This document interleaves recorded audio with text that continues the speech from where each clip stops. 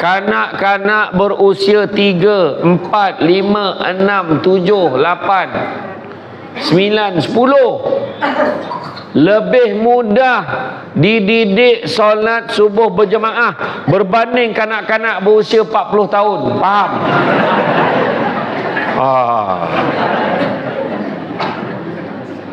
Di Masjid Felda Palung 14 di Jempol Negeri Sembilan, dia buat kempen kanak-kanak sekolah rendah datang sembahyang jemaah di masjid dapat duit belanja RM3 di sekolah. Boleh cuba buat. Bapak dia pergi masjid sembahyang, bapak tak pergi. Lepas tu dia buat pula kempen jemaah yang dewasa 40 hari berturut-turut solat subuh berjemaah disahkan oleh JK, dicop 40 hari berturut-turut layak untuk cabutan bertuah, menang skuter. Jangan risau kan, pegawai khas premier ada.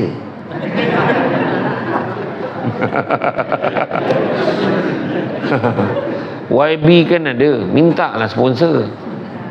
Tak payah banyak-banyak, dapat 3 biji skuter jadilah. Tapi betul, alah nanti tak ikhlas ustaz. Kadang-kadang kena mulakan macam tu. Kan? Cuba tengok hari ni yang datang kan, yang datang dengar ceramah, kita datang masjid, adakah rasa kusut? Tak ada, semua tenang aja, betul tak? Ada yang tenang betul, tenang.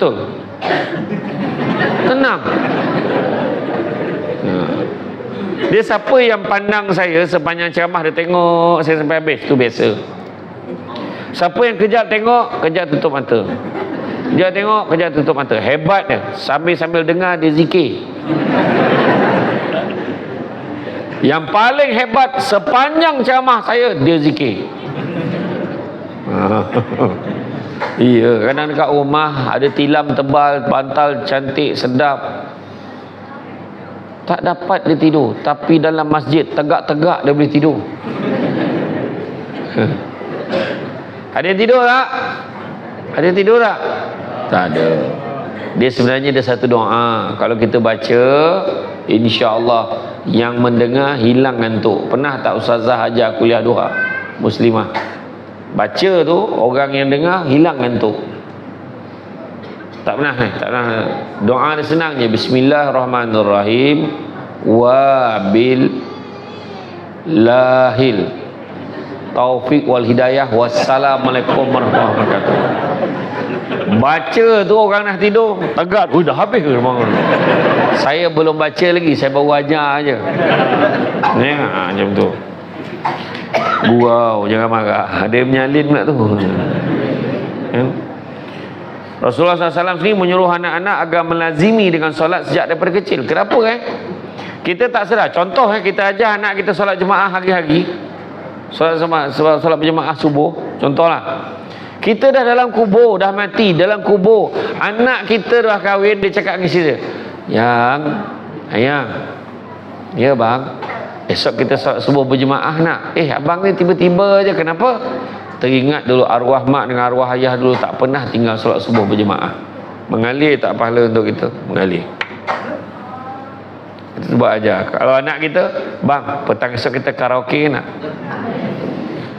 Tiba-tiba je teringat arwah ni dulu, tiap-tiap hari Jumaat tak pernah tinggal karaoke. Matilah. Banyak lagi saham mana baik, kau pergi tanam saham tak baik, apa hal? Jangan. Ya. Jadi mana kata lazimkan anak kita bersolat sejak daripada kecil.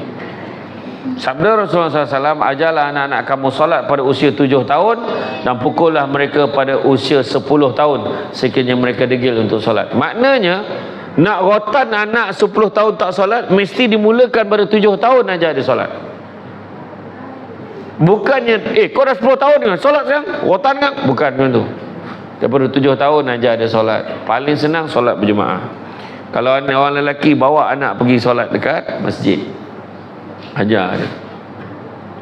Tanggungjawab ketua keluarga memastikan keluarga agar melaksanakan ibadah solat dan ibadah dalam yang lain dalam kehidupan. Macam suami, macam saya pesan ke isteri saya, Jaga solat. Bang nak keluar pergi sini, ya jaga solat. Anak kita, bah nak pergi main bola, dah solat belum? Tanya, ketua keluarga kena tanya. Ya. Keluarga yang utuh juga dapat dilihat. Apabila keluarga itu terhindar daripada perkara yang dimurkai Allah. Kadang-kadang isterinya tak solat, isterinya tak tutup aurat, isterinya bergaul bebas, anaknya pun tak solat. Maka untuk makluman semua, itulah sebenarnya definisi lelaki dayus. Dia boleh tak rasa apa-apa bila isterinya tak solat. Dia boleh tak rasa apa-apa bila isterinya tak tutup aurat. Dayus ni bukan takut isteri, tak. Dalam banyak keadaan pun isteri kita tak takut isteri, tapi isteri menakutkan. Tapi dalam bab solat, bab ibadah, kita sebagai ketua keluarga kena tegur isteri. Sebab kita akan ditanya besok. Orang perempuan senang nak masuk syurga tahu. Nabi kata jaga solat, jaga puasa, jaga maruah diri, maruah suami, taat perintah suami. Kalau jaga empat-empat ni, Nabi kata, maka masuklah ke dalam syurga mengikut mana-mana pintu, mengikut pilihan hati kamu. Itulah untungnya orang perempuan. Orang lelaki mana boleh pilih pintu? Dapat masuk untung. Ni semua neraka ni. Termasuk yang bercakap ni. Sebab apa? Banyak soalan kena jawab. Pasal isteri kena tanya, pasal mak kena tanya, pasal anak-anak kena tanya. Iya. Yang lelaki jangan senang-senang hati. Berkahwin bukan main pandai kahwin, tapi nafkah tak jaga. Jangan main-main. Nafkah ni ada dua, nafkah zahir, nafkah batin. Nafkah zahir, makan, pakaian, tempat tinggal wajib bagi walaupun isteri bekerja. Kalau suami tak mampu, fahamkan isteri supaya isteri redha. Kan? Nafkah batin bukan hanya atas katil. Saya nak beritahu, nafkah batin bukan hanya yang gitu-gitu yang atas katil tu. Tapi nafkah batin juga termasuklah memberi didikan agama pada isteri dan anak-anak. Itu nafkah batin. Yang satu lagi tu tak payah ajar, semua tahu. Kan? Ramai betul orang datang malam ni, melimpah sampai keluar. Tak cukup tempat duduk rupanya. Saya ingat kira-kira malam ni tak kurang 15,000 orang.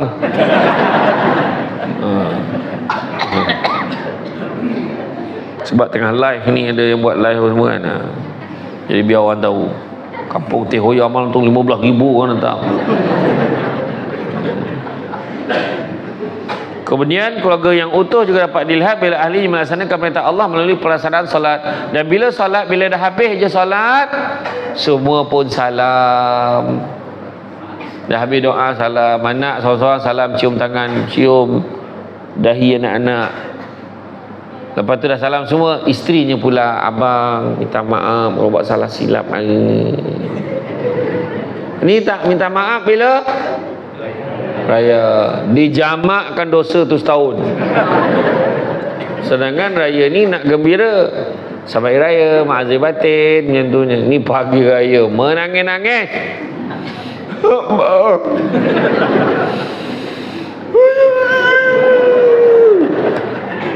Ya suami tak apa-apa, kau cakap aku ampunkan lah.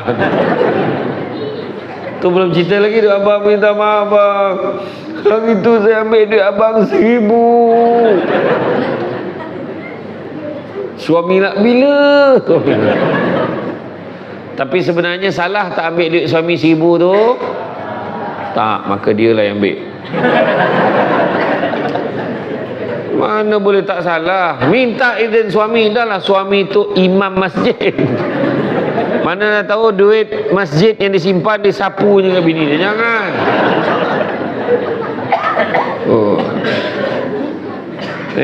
Jaga. Kemudian seorang bapa dapat mendidik anak-anaknya solat berjemaah di rumah bersama keluarga yang lain, dapat mengeratkan hubungan sama keluarga.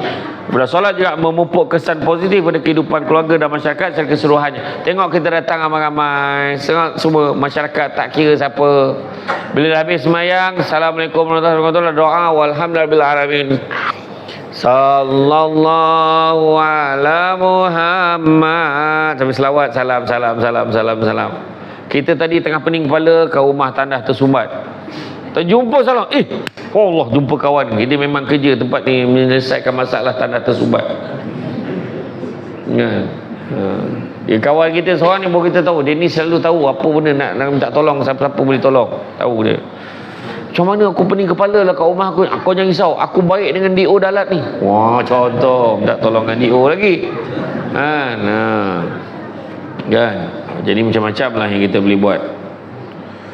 Jadi pelaksanaan ibadah solat ni memupuk kesan yang positif kepada kehidupan keluarga dan masyarakat secara keseluruhannya. Kesan tu baik pada masyarakat yang jaga solat. Tu sebabnya kadang-kadang orang cakap, aku tak pergi solat, okey je hidup aku. Jangan sombong. Boleh jadi okey kehidupan masyarakat disebabkan orang yang datang solat di sini. Imam mendoakan. Macam mana doa imam? Muslimin wal muslimat, mu'minin wal mu'minat, al ahya'i minhum wal amwat. Doa untuk semua. Pernah imam doa, ya Allah kau sejahterakanlah kehidupan aku dan makmum yang hadir saja, ya Allah, yang lain tu pergi matilah. Mana ada doa untuk semua. Jadi orang yang tak datang masjid pun dapat tempiasnya sebab imam dah doa untuk semua. Jangan sombong. Alah, pergi masjid belum tentu baik. Betul juga. Pergi masjid belum tentu baik, tapi ada harapan jadi baik. Orang pergi kelab malam, pergi disko tu belum tentu tak baik. Betul, tapi ada harapan jadi tak baik. Belum pernah orang joget kat disko tu tiba-tiba berhenti. Isyak. Jangan nak bohong lah. Nipu je. Kan? Jadi sebagai kesimpulannya, sebab makanan. Kesimpulannya, ibadah solat merupakan amalan pertama akan dihitung pada hari kiamat. Ingat tu. Oleh demikian, hendaklah laksanakan ibadah ini dengan sempurna, kerana dia bukan hanya mendekatkan diri kita kepada Allah, bahkan dapat membentuk pribadi yang mulia, serta memastikan keluarga dan masyarakat dapat hidup dalam suasana yang harmoni. Ingat tak peristiwa Isra wal Mi'raj? Waktu Nabi menghadap Allah Ta'ala, Nabi diberikan kefarduan salat oleh Allah Ta'ala berapa waktu? 50 waktu. Tapi bila turun jumpa dengan Nabi Musa kata, berapa solat Allah bagi kat kau? 50. Baik, kau naik balik. Tak terbuat umat kau 50 waktu ni. Banyak sangat, baik kau minta korang. Sayang ke umat, Nabi naik balik jumpa dengan Allah Ta'ala. Naik turun kurang 5. Macam mana? Dah kurang lah, tinggal 45. Tu pun tak terbuat umat kau, baik kau naik. Naik balik 9 kali, turun naik. Akhirnya tolak 45, tinggal 5 waktu saja.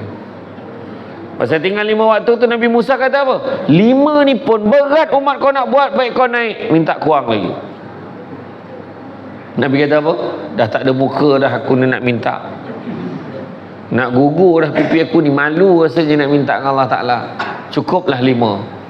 Nabi Musa sebenarnya ada sebab. Dikatakan kenapa Nabi Musa suka suruh Nabi naik ke atas, sebab Nabi suka tengok pancaran cahaya di wajah Nabi setiap kali Nabi naik jumpa dengan Allah turun. Nabi Musa ada kelebihan dapat berbicara terus dengan Allah, tapi tak pernah tengok wajah Allah. Tapi Nabi kita, Nabi Muhammad SAW merasa dapat tengok. Jadi turun naik kurang 5, tinggal 5 je. Itu pun ada yang cakap tu, patutnya Nabi kena naik sekali lagi dia. Itu akal kau tak nak semayang. Jadi makna kata syukurlah dah kurang 5 ni pun jaga. Itulah talian perhubungan kita dengan Allah Ta'ala. 24434. 2-4-4, 3-4. Tapi lain tak berapa kuat sangat. Kadang-kadang tambahlah dengan solat-solat sunat. Bangun malam, qiyamul lail, saya kata bangun malam. Tak dapat buat sehari sekali, buat seminggu sekali.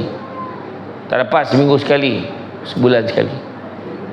Tak dapat sebulan sekali, bangun malam, buat setahun sekali. Tak dapat setahun sekali, 10 tahun sekali. Tak boleh 10 tahun sekali, seumur hidup sekali. Kalau itu pun tak boleh, cari tali gantung diri, mati lagi baik. Payah sangat kan. Bangun malam. Ya. Dan oleh yang demikian, melaksanakan ibadah dengan sempurna bukan hanya dapat mendekatkan diri pada bentuk peribadi mulia, dapat memastikan keluarga dapat hidup dalam suasana yang harmoni. Solat merupakan rukun Islam kedua yang wajib ditunaikan setelah mengucap dua kalimah syahadah. Perintah mendirikan solat telah pun bermula sejak berlakunya peristiwa besar dan peristiwa Isra dan Mi'raj seperti yang saya ceritakan tadi. Dan begitu juga kepentingan solat dapat mempengaruhi kehidupan kita, dapat membina akhlak, dapat menjaga pelakunya daripada perbuatan keji dan mungkar. Solat menjadi jalan keluar bagi orang beriman menghadapi sebarang kesulitan dan kesusahan. Kan? Sesungguhnya kami mengetahui bahawa engkau bersusah hati dengan sebab apa yang kau katakan, yang mereka katakan. Oleh itu bertasbihlah engkau dengan memuji Tuhanmu, serta jadikanlah dari orang-orang yang sujud, yakni solat. Surah Al-Hijr ayat 97 hingga 98. Begitu juga solat menjadi pemuka jalan atau pemudah cara mendapat memudahkan rezeki kita. Allah Ta'ala berfirman lagi, sekiranya penduduk negeri itu beriman serta bertakwa, tentulah kami akan membuka kepada mereka pintu pengurniaan yang melimpah-limpah berkatnya dari langit dan bumi. Tapi mereka mendustakan Rasul kami, lalu kami timpakan mereka dengan azab seksa disebabkan apa yang mereka telah usahakan. Surah Al-A'raf ayat 96. Melalaikan, ni sikit lagi sabar, sikit lagi, jangan resah gelisah. Dah bergalih-galih tempat duduk, dah sabar. Melalaikan ibadah solat atau meninggalkannya berarti kita merendah-rendahkan hak Allah. Antara akibat melalaikan dan meninggalkan ibadah solat ialah, pertama, mereka dianggap kufur dan juga munafik. Satu. Kedua, mereka tergolong dalam golongan yang dimusuhi oleh Rasulullah SAW sehinggalah mereka mendirikan solat. Ketiga, hati mereka akan menjadi gelap dan tidak mendapat nur hidayah daripada Allah.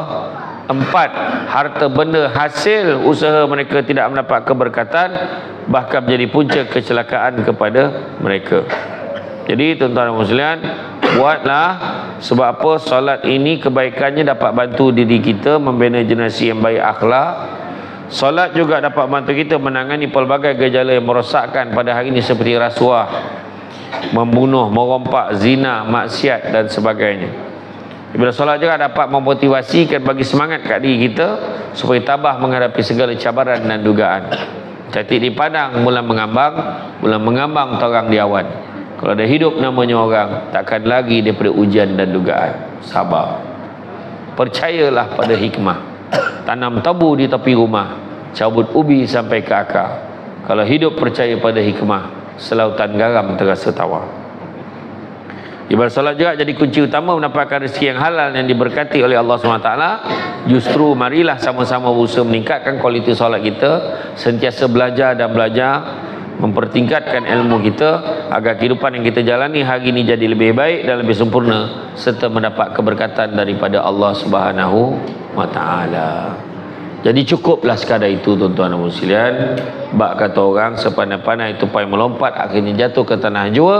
Walaupun perkongsian sudah tamat, mudah-mudahan meresap ke dalam jiwa. Cantik dipandang rumah penghulu, kayu terukir dari papan. Alang-alang menuntut ilmu, sebutir pasir kembangkanlah menjadi intan. Budak-budak membawa galah nak menjolok buah berangan. Kalau ada silap dan salah, dikata tidak, dicaci jangan. Tenang-tenang air di laut, sampan kolek mudik ke Tanjung. Hati terkenang, mulut menyebut jasa baik pihak masjid menjemput hari ini, rasa nak junjung. Itu saja daripada saya. Sedikit makluman, kalau tuan-tuan dan perempuan ada masa di luar